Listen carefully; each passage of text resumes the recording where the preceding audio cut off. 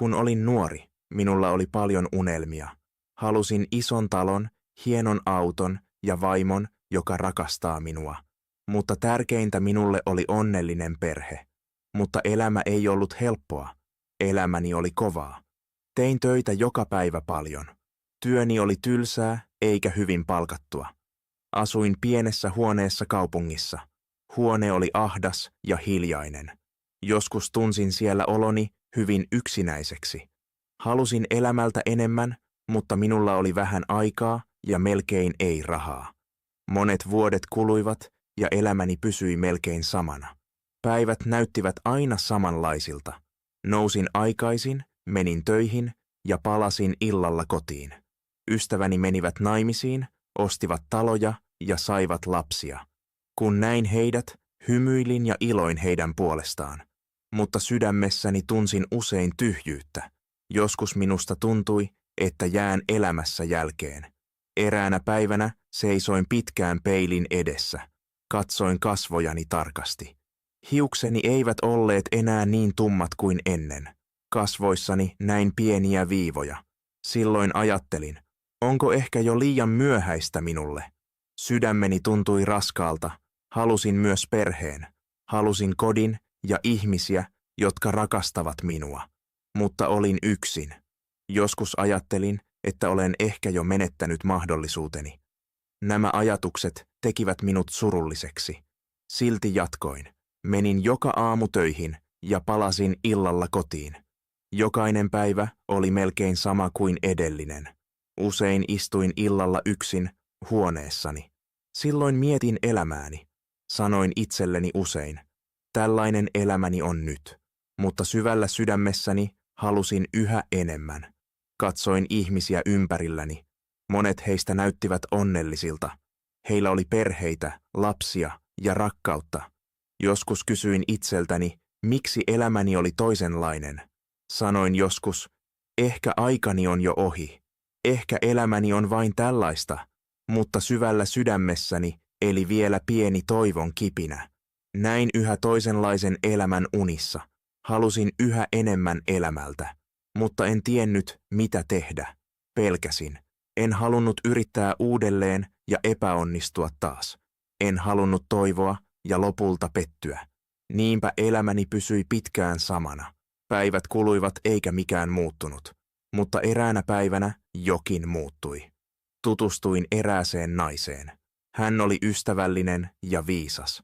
Hänen äänensä oli rauhallinen ja lämmin. Kun puhuin hänen kanssaan, hymyilin usein. Puhuimme joka päivä, nauroimme paljon ja kerroimme toisillemme tarinamme. Joskus puhuimme pitkään elämästä. Myös hän oli yksin. Hänelläkin oli paljon unelmia elämälleen. Ymmärsimme toisiamme hyvin.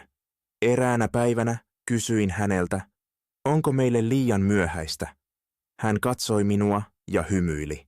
Sitten hän sanoi rauhallisesti, koskaan ei ole liian myöhäistä. Hänen sanansa jäivät pitkäksi aikaa sydämeeni. Ajattelin niitä usein. Vähitellen aloin uskoa niihin.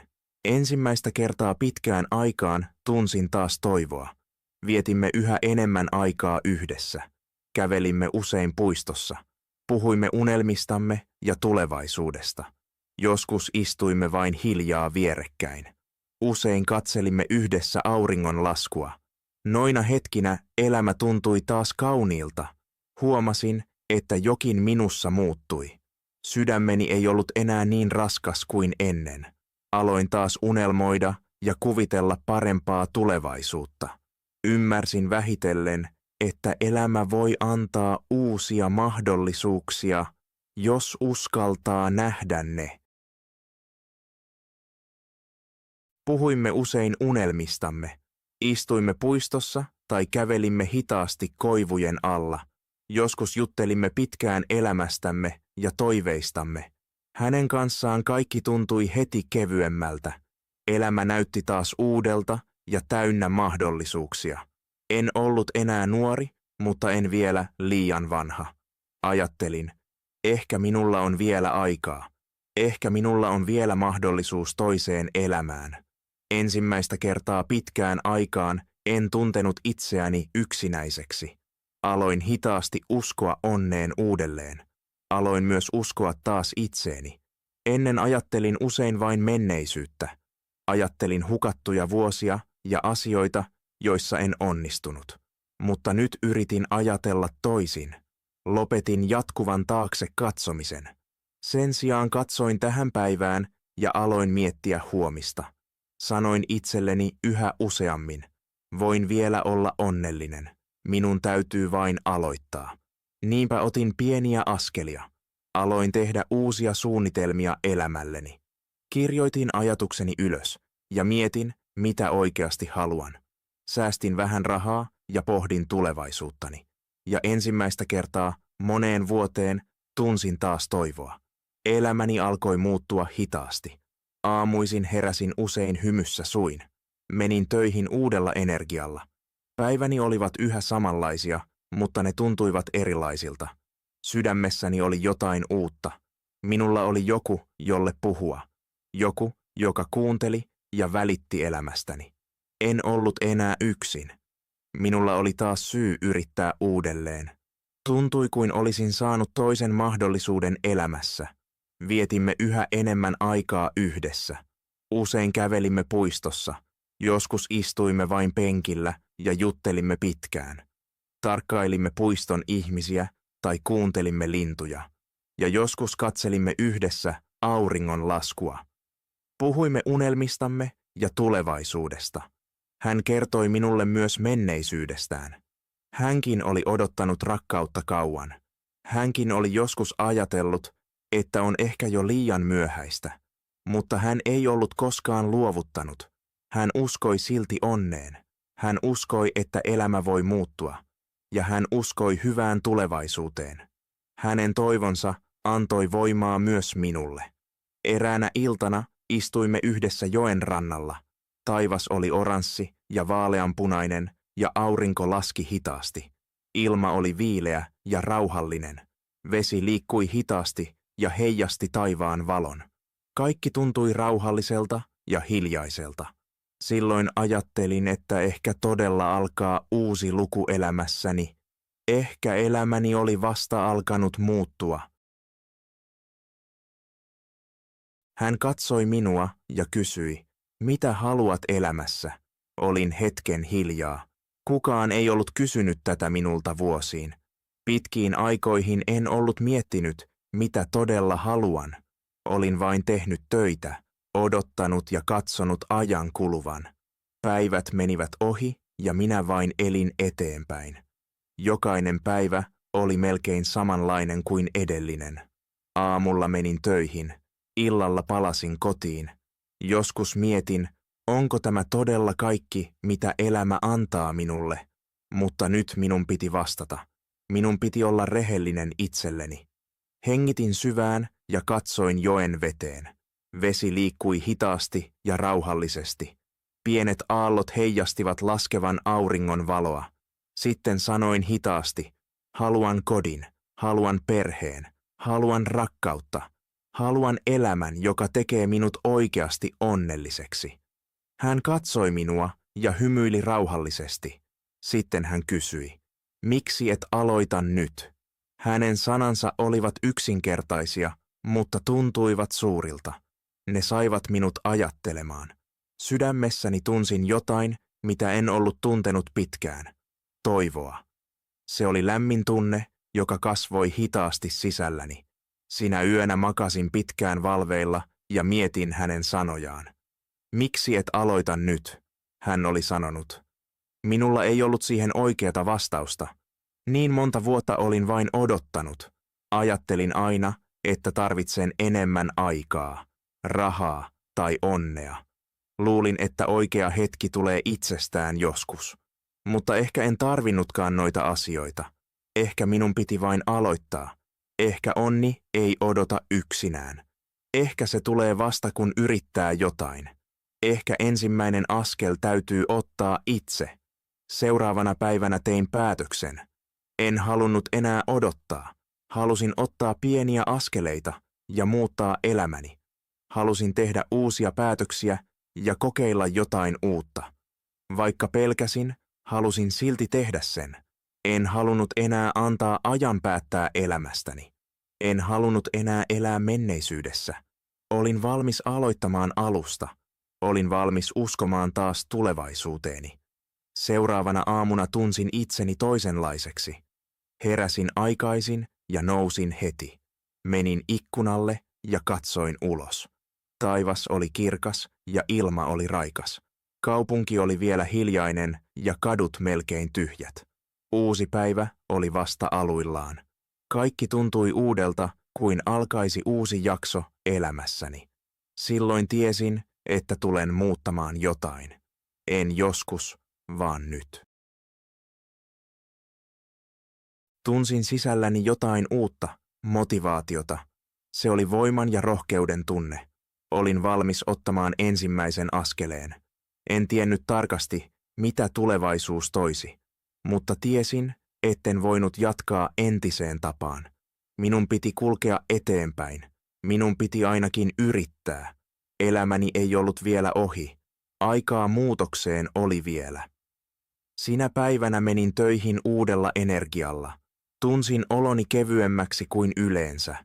Hymyilin enemmän ja puhuin enemmän ihmisille ympärilläni. Muutamat kollegat huomasivat muutoksen. Näytät tänään onnelliselta, sanoi eräs kollega minulle. Nyökkäsin ja hymyilin.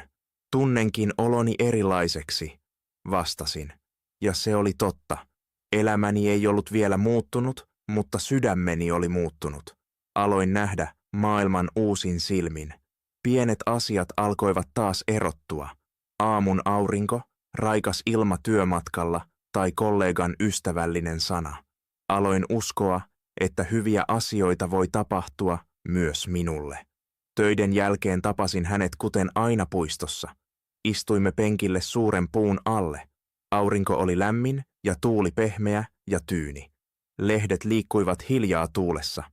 Katsoin häneen ja sanoin, olen tehnyt päätöksen. Hän kääntyi minuun ja hymyili. Kerro minulle, hän sanoi.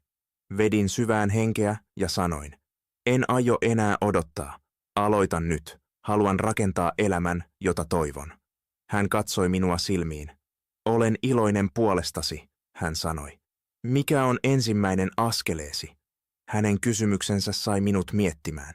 Mikä oikeasti oli ensimmäinen askeleeni? Olin odottanut niin kauan, etten tiennyt, mistä aloittaa. Ehkä voin etsiä paremman työn, sanoin. Ehkä voin säästää rahaa omaa kotia varten. Hän nyökkäsi hitaasti.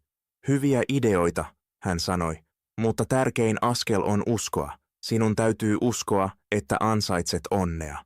Sinun täytyy uskoa, ettei ole vielä liian myöhäistä.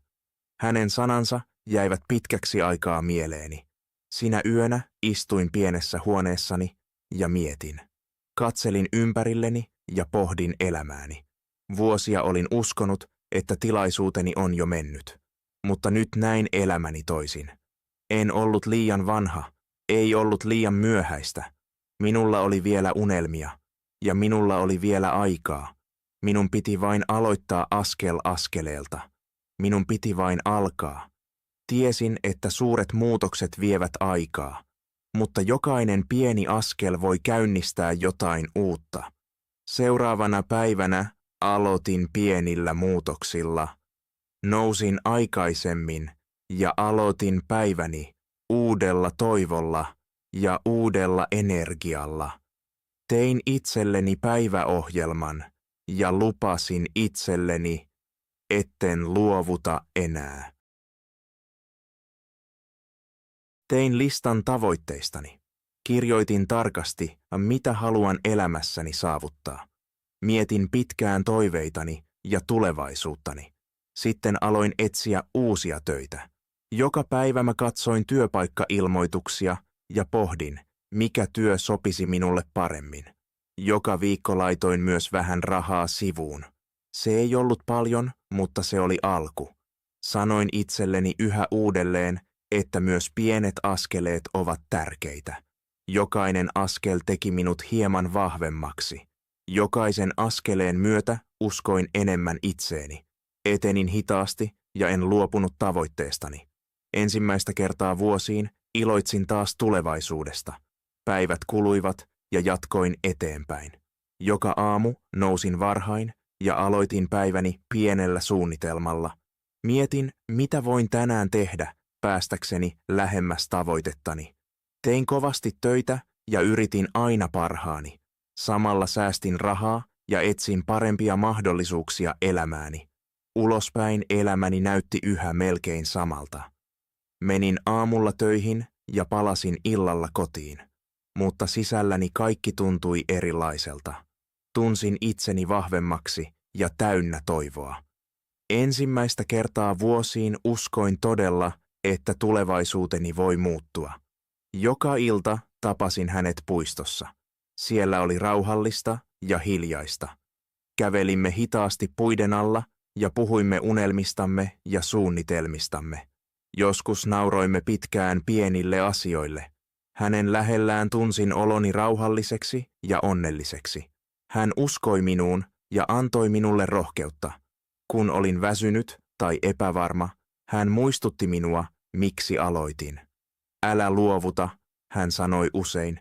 Hyvät asiat tarvitsevat aikaa. Hänen sanansa antoivat minulle uutta energiaa ja uutta toivoa. Eräänä iltana istuimme taas penkillä joen rannalla. Vesi liikkui hitaasti ja ilma oli viileä ja miellyttävä. Taivas tummeni hitaasti ja kaupungin ensimmäiset valot syttyivät. Hän katsoi minua ja kysyi, mikä on suurin unelmasi? Mietin hetken. Sitten sanoin, haluan kodin. Paikan, joka on minun. Paikan, jossa tunnen oloni turvalliseksi ja voin levätä. Hän hymyili ja nyökkäsi. Tee töitä sen eteen, hän sanoi rauhallisesti. Askel askeleelta saavutat sen. Hänen sanansa jäivät pitkäksi aikaa sydämeeni. Sinä yönä tein uuden suunnitelman. Halusin säästää vielä enemmän rahaa ja löytää paremman työn. En halunnut enää tuhlata aikaani. En halunnut enää vain odottaa onnea. Halusin rakentaa oman tulevaisuuteni. Tiesin, etten tarvitse saavuttaa kaikkea heti. Riitti, että otin joka päivä pienen askeleen. Seuraavalla viikolla hain uutta työtä. Paikka oli parempi ja myös palkka korkeampi. Olin hermostunut, mutta yritin silti. Toistin itselleni, minä pystyn tähän. Valmistauduin hyvin haastatteluun, harjoittelin vastaukseni ja mietin, miten voin näyttää taitoni parhaiten. Puin ylleni parhaat vaatteeni. Halusin tehdä hyvän vaikutuksen. Kun haastattelupäivä tuli, astuin rohkeasti rakennukseen. Sydämeni löi nopeasti, mutta yritin pysyä rauhallisena. Hengitin syvään ja toistin mielessäni, että pystyn tähän. Haastattelu ei ollut helppo, mutta annoin kaikkeni. Vastasin jokaiseen kysymykseen niin hyvin kuin osasin. Kerroin työstäni ja kokemuksestani. Näytin, mitä olin oppinut ja missä olin hyvä.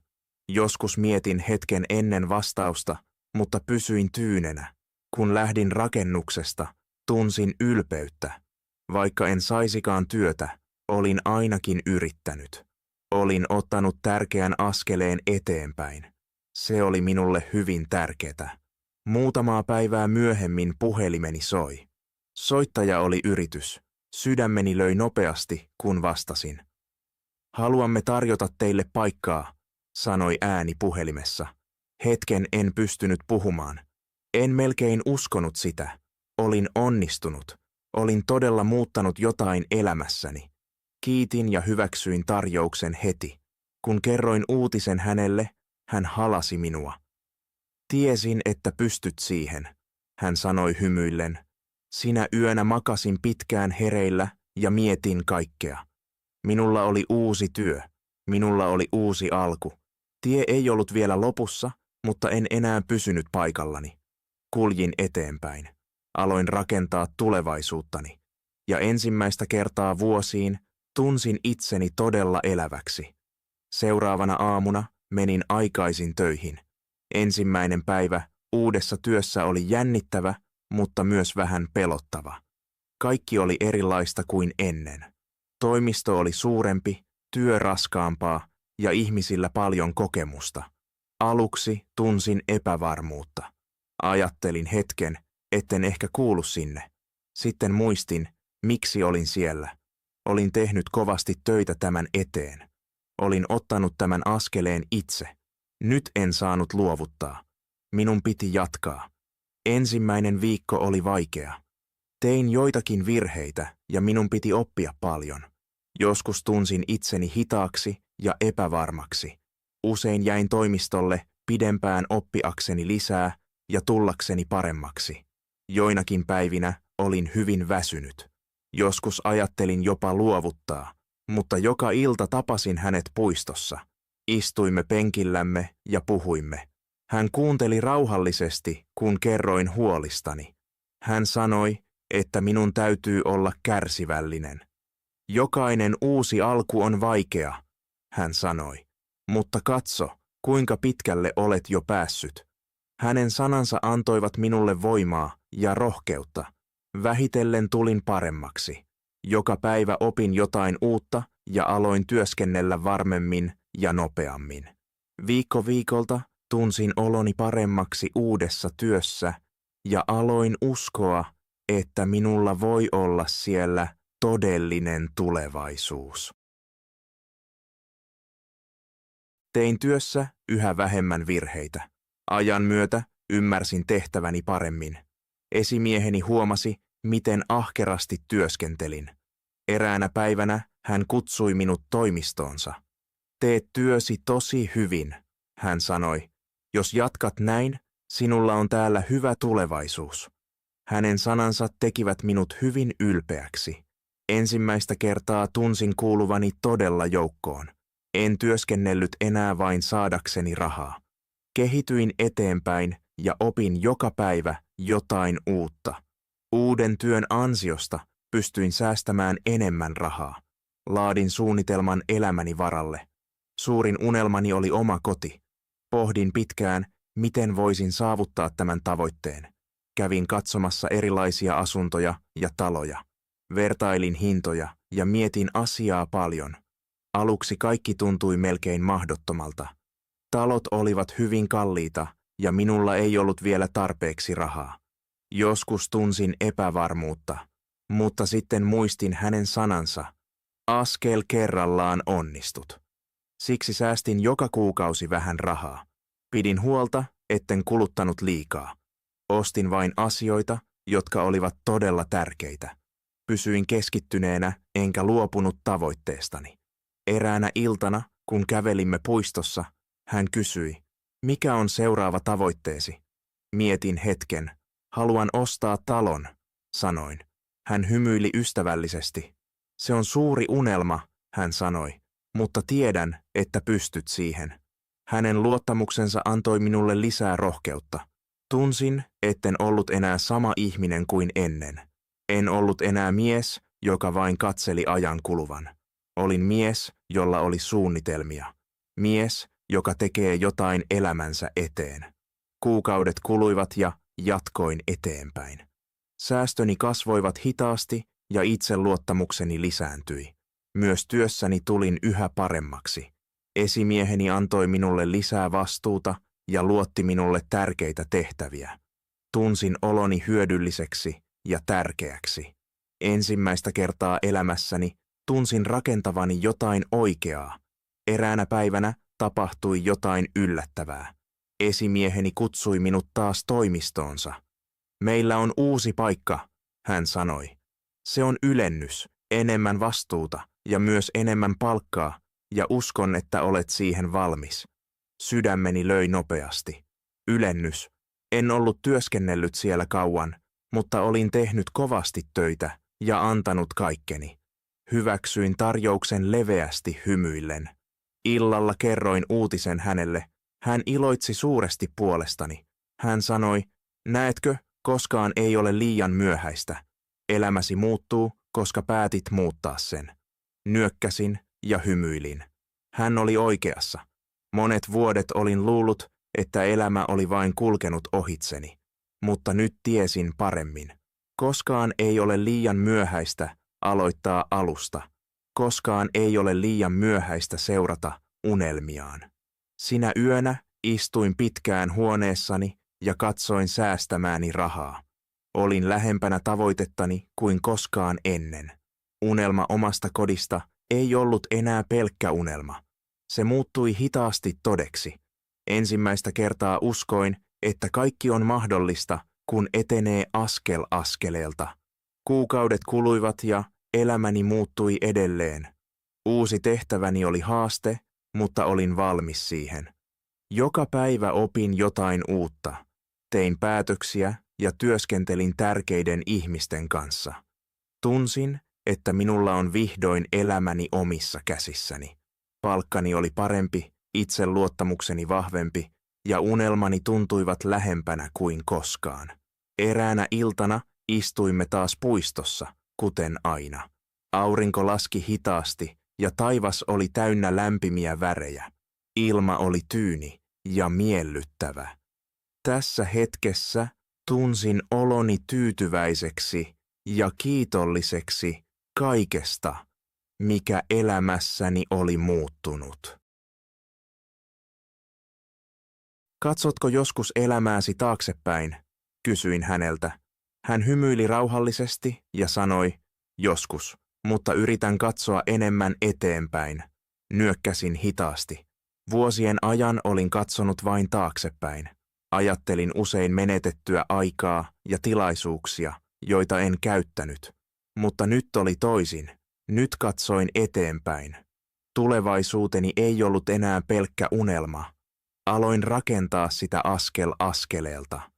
Monen säästökuukauden jälkeen minulla oli vihdoin tarpeeksi rahaa etsiä kotia. Se tuntui melkein epätodelliselta. Olin haaveillut siitä vuosia, mutta syvällä en ollut uskonut sen tapahtuvan. Kävin katsomassa monia taloja. Jotkut olivat liian pieniä, jotkut liian kalliita ja toiset eivät vain tuntuneet oikeilta, mutta en luovuttanut. Jatkoin etsimistä, koska tiesin, että kotini odotti jossain. Eräänä päivänä löysin sen. Pieni talo ja piha. Se ei ollut suuri, mutta se oli juuri minulle sopiva. Se oli paikka, jota voisin kutsua omaksi kodikseni. Seisoin talon edessä ja kuvittelin tulevaisuuttani siellä. Näin itseni istumassa aamulla kuistilla juomassa kahvia. Näin itseni istuttamassa kukkia puutarhaan. Kuvittelin rauhallisia iltoja ja seesteistä elämää. Silloin tiesin löytäneeni oikean paikan. Hengitin syvään ja tein päätöksen. Ostin talon.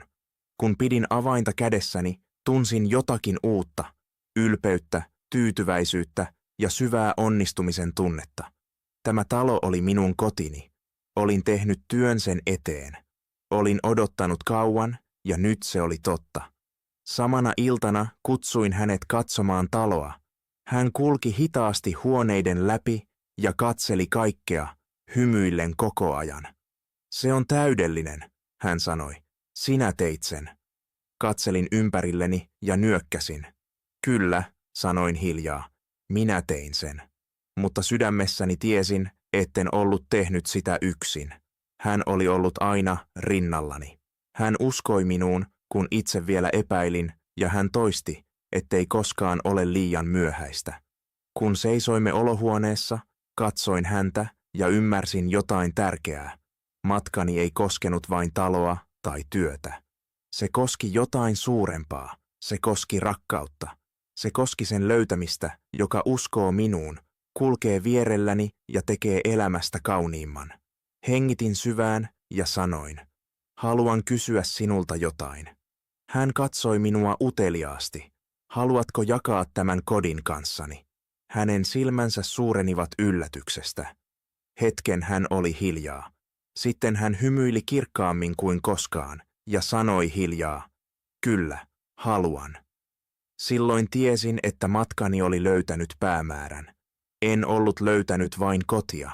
Olin löytänyt onnen, olin löytänyt rakkauden ja olin löytänyt uuden alun. Ennen ajattelin, että elämä oli kulkenut ohitseni. Ajattelin, että mahdollisuuteni onneen oli mennyt. Mutta olin ollut väärässä. Koskaan ei ole liian myöhäistä. Ei uudelle työlle, ei uudelle kodille, eikä rakkaudelle. Koskaan ei ole liian myöhäistä aloittaa alusta, seurata unelmaa ja olla onnellinen.